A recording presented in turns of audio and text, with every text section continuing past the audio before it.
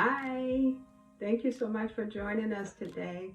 I'm glad to have you with us. I trust that you have looked at the previous video in which I shared my testimony in regards to losing my two daughters. And I told you that I will come back and do a series on losing a loved one, and more specifically on losing a child. And so today is the beginning of that. We are going to do a series.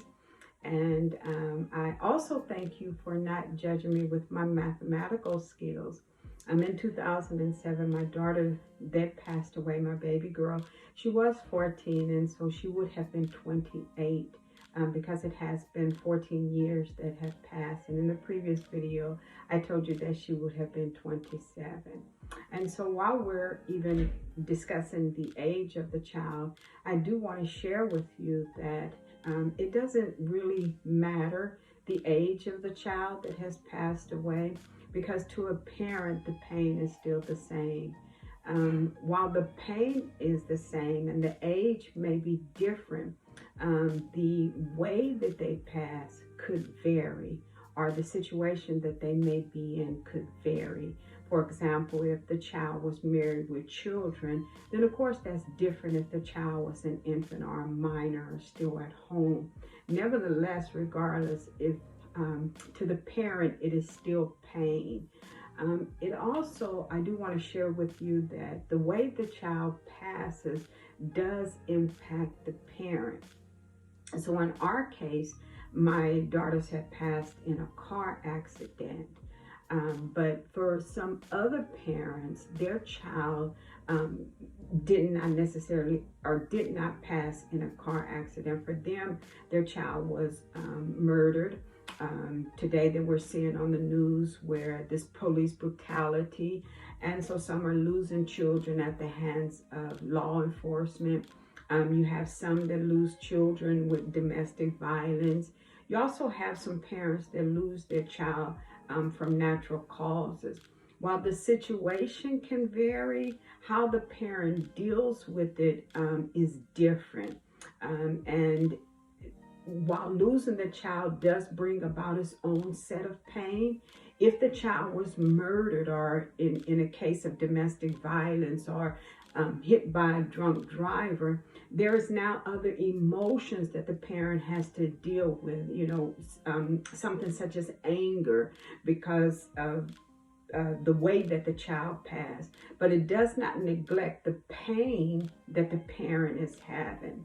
So our focal point in these videos is to help you to regain your strength after you have lost a loved one, and more specifically, a child. And so today we're going to go back to the beginning and kind of deal with some things, even as I share with you my testimony of what happened to my two daughters and how I regained strength and was able to keep moving and going forward with life. Again, as you know, it has been 14 years.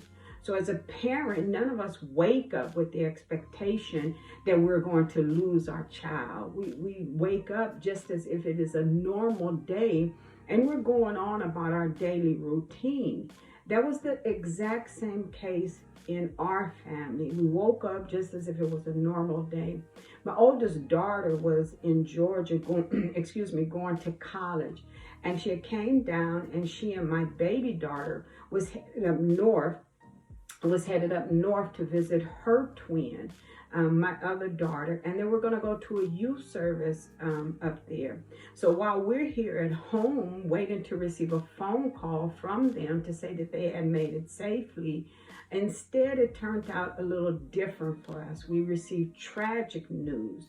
And so the emotions, they go from 0 to 1,000 within seconds. And this beginning stage of a person that is losing their child or has lost their child, it brings a shock to the system.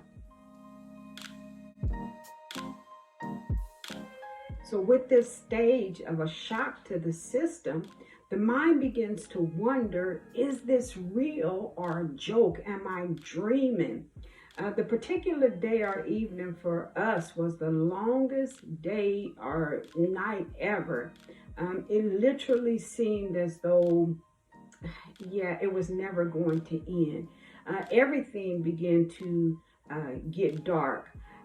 Even though we had this flood of emotions going on with us, we still had to think of our daughter that was up north, and we had to share this news with her. And so now the mind is quickly moving as to how is she going to handle it? What is she going to do? Who is going to be with her during this time to comfort her? So we got the information to her, and we knew that we had to get her to us very quickly. And we did, and she arrived to us safely.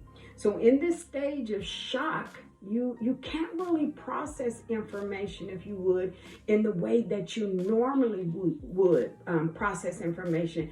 And the reason is because the intensity of the pain. So it is important during this stage, this shock stage, that you have someone that is in your corner, someone that knows you, know what you like, know what you dislike, so that they can be able to help you to make decisions, help you to get through this process. It is also during this stage of shock that reality has not really set in, because the mind is processing and trying to figure out, is this real or is this just a joke?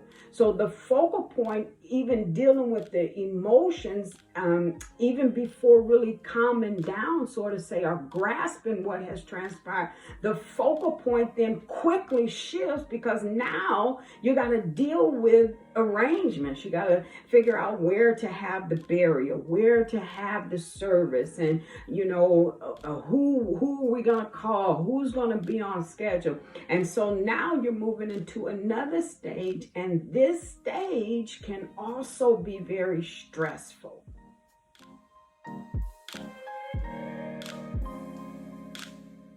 So as I said, this stage can be very stressful. So you're dealing with the shock of what has just transpired, and now you're quickly shifted off as to how you're going to make arrangements. Where is the service going to be?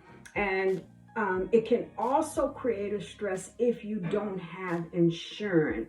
Because not only are you grieving, but now you have to think of the cost factor that is associated with trying to make sure that your loved one gets the proper burial.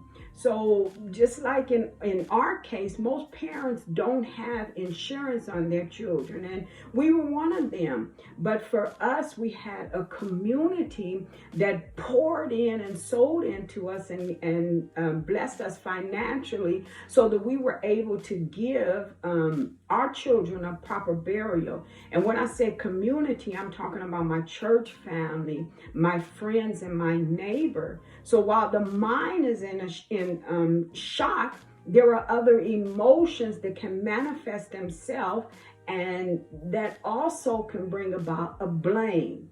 So for couples, they begin to blame each other. If you hadn't did this, and if you hadn't said this, if you would have did this, if you would have been here, they start doing the blame, because the emotions are going here and there and everywhere.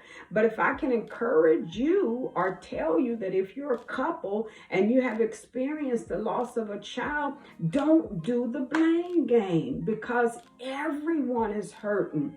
I would suggest to you to seek counseling if necessary, so that you can ensure that you can get the best thing or the best burial for your loved one. And even after dealing with the funeral arrangements or the services, you as a couple, you want to try to work together and resolve some of those matters. So along with the shock, you have the stress that can occur with trying to deal with all the burial service. And then sometimes you have the blame game. And then you have sometimes these other relatives that are coming in, and they're coming with their opinion and their thoughts. And also there that comes along with the loss of a loved one is denial. You begin to deny the fact that this has occurred. So you begin to deny the fact, and I would attribute this denial to the fact that no one wants to believe that their loved one is gone. You want it to be a dream, something that you wake up from. But the reality of what has transpired becomes really real when you have to identify your loved one, or when you have to begin the process of picking out things such as clothing, or when you have to view the body before others have the opportunity to view it. It becomes even greater the day of the service when you have to sit on the front row at the service and you're staring in front of a casket. And even if the casket is open, things begin to get really real. So while you're trying to maintain your focus, your sense of composure, if you would, you're looking at a casket that has your loved one, and you're just ready to get this over with and go forward. So for me, because I believe in God, I had sent prayers up for myself and my family. And I know that I also had others that were praying for me, which gave me strength. I also had my husband and 3 children. And while they were hurting, we managed to find strength in each other. And in our case, it was closed casket, which was a blessing because I didn't want to have that photographic memory of them laying in a casket.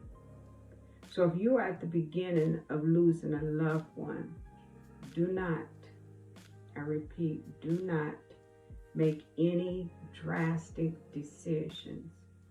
Give yourself at least a year if possible. This could be something as simple as what to do with their clothing. Give yourself the proper time to heal and to think about your emotions.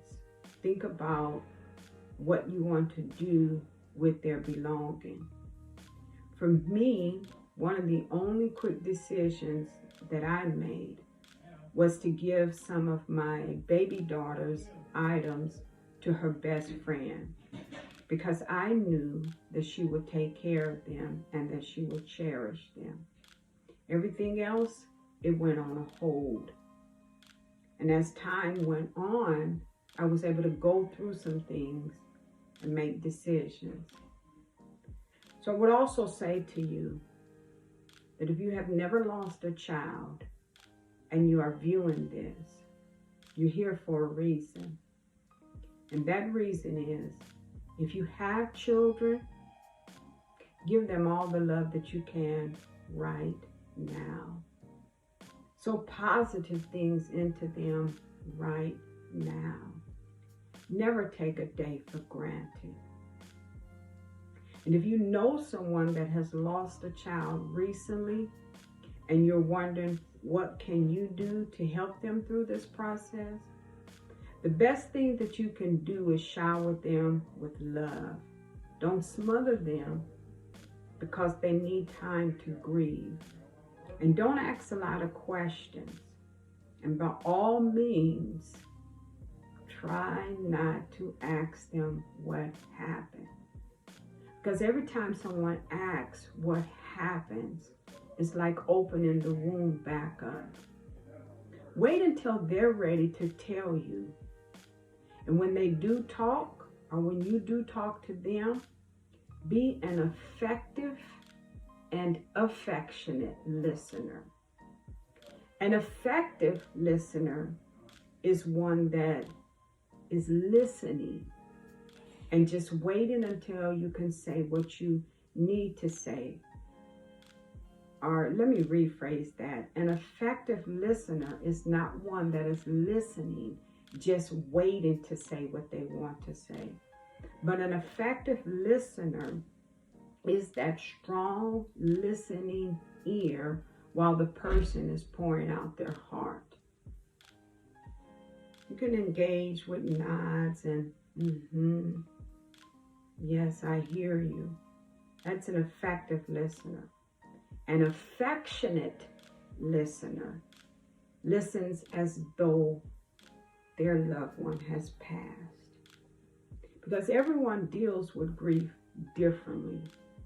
You want to pay close attention to words that may seem alarming and use your better judgment as to how to deal with it. If you believe in God, pray for them. Pray that God will comfort their heart. And if you are in a place like I am, and you have lost a child or children, and you're at this stage of shock and denial, just give yourself some time to grieve. Take the time that you need. In due season, things will get better. As I said in the previous video, it's not that the pain goes away. It's just that you learn how to deal with life. There is a part of you that is no longer here on this earth with you. So the days do get better. Just give yourself the time to grieve. I'm going to close here. Once again, I thank each and every one of you for joining us today. As I told you, I'm going to do a series on this. And so I'll come back in my next video and we'll discuss some more things. In the meantime, if you have a question, if you have a comment, if you need something answered specifically, by all means, leave it in the comment.